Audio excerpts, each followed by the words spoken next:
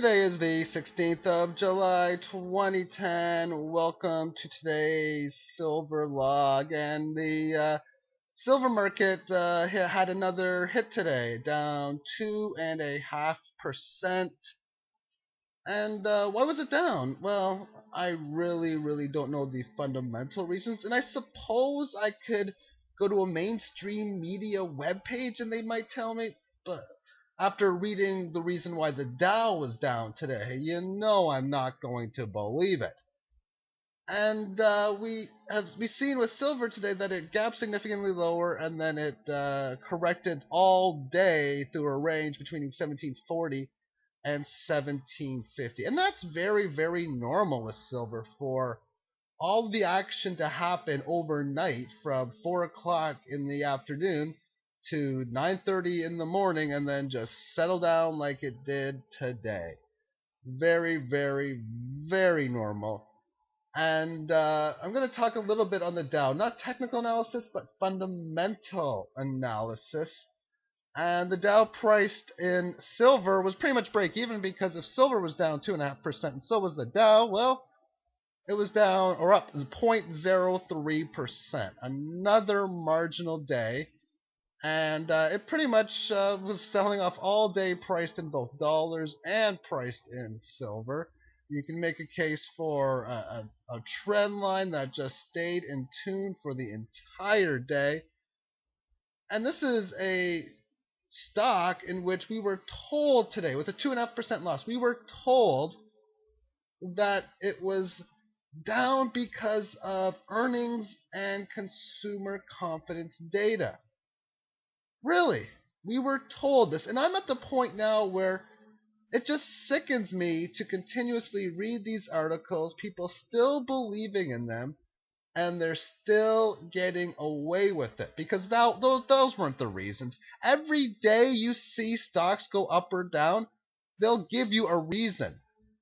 It's not like it'll be the best reason or the actual reason, but they will give you a reason. And I pointed out yesterday that it's options expiration. We've seen some interesting things going on with BP and even Goldman Sachs stock that kind of makes you wonder how this was affiliated within the options contracts.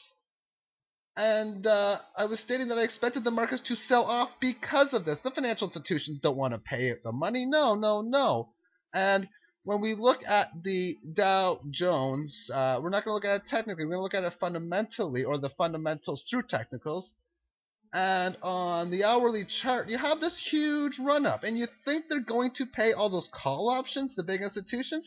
I don't think so. They'll pay some of them, and they're not going to pay all of them. After all, those who bought options at 97.80, 99.50, 10,000, 10,100, 1,200, and so on, they wanted to hit them really hard. If you bought options at 98.70, they wanted to reduce your profits just a little. After all, sometimes they'll prop the market higher because they don't want to pay the put options. However, in this case, all the people who were making these puts back when the stock market was at Dow 10.67, Dow 10.5, or any of these numbers, a lot of them have already cashed in their options.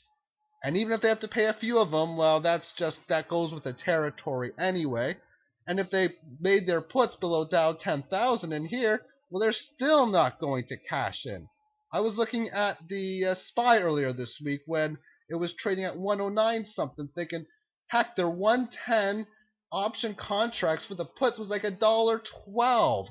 $1.12. And if we click on the SPY and see where it closed today, it closed at $1.666. Interesting little number. I'm not one for that kind of number, but it's $3.34 from $1.10, which is the approximate cost or the approximate price you would have got paid off for a 110 put, which was $1.12 earlier when it was at 109 something.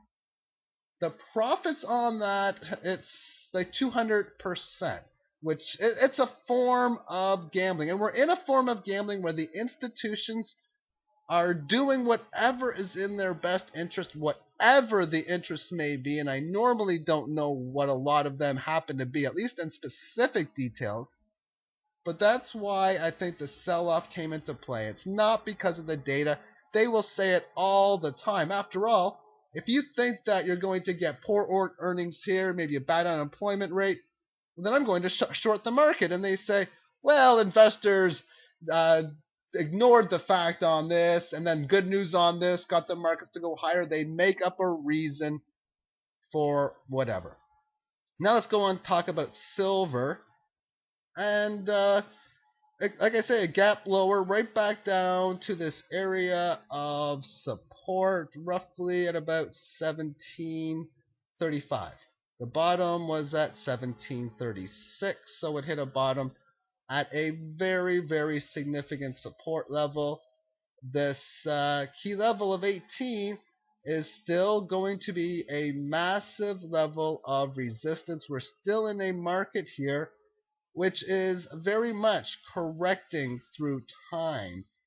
And a breakdown of this level of 1730 does give us area for concern to test some lower areas of support. Now, as far as the sentiments that I'm talking about, on the hourly time frame, the Fibonacci that I like to use is this one down towards this one. And when I say 15-minute chart for sentiments, I mean 15-minute with more candles than is offered on here. However, with that being stated, because this level got taken down of about 17 3/4, that moves it from neutral down to bearish and slightly bearish. For it to get really bearish, it needs to break below this key level of 1735. Obviously, the trend line that I was pointing out, this baby here, this one was taken out within the gap open, and they do a lot of big moves within the gap, either towards the upside or the downside. Today was simply no exception.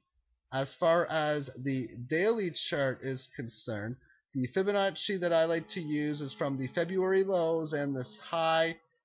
And the line here, or the Fibonacci, is 1748 to 1750. I was saying yesterday that sometimes you have to use psychology or just what you see to work within the sentiments. And we've developed a big level of support resistance at roughly 1735. So as long as it can hold 1735, it's going to remain slightly bullish.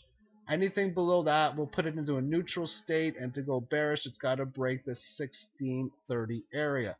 However, with that being said, the support level, we've had the 200-day moving average tested both on the 6th or the 4th and the 7th of June. We've had a recent test here. A breakdown of this level should give us a level of support within this trend line, which connects the February lows. It connects the February lows back down towards the lows in July and the lows in April. That'll be it for this weekend's video. I'm not going to cover too much on the longer term chart, the monthly and all that type of stuff, because you only have to do it every so often and not much is really happening. Support and resistance is really being held on both occasions, and when support and resistance holds, it becomes a choppy sideways market, which is what we have within this case. Thank you for watching, and have yourself a great weekend. Bye-bye.